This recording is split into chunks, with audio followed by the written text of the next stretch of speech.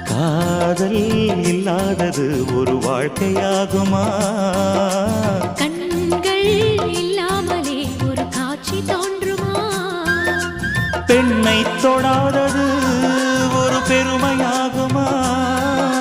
முத்தம் சிந்தாமலே அது முழுமையாகுமா? முழுமையாகுமா? காதல் இல்லாதது ஒரு வாழ்க்கையாகுமா?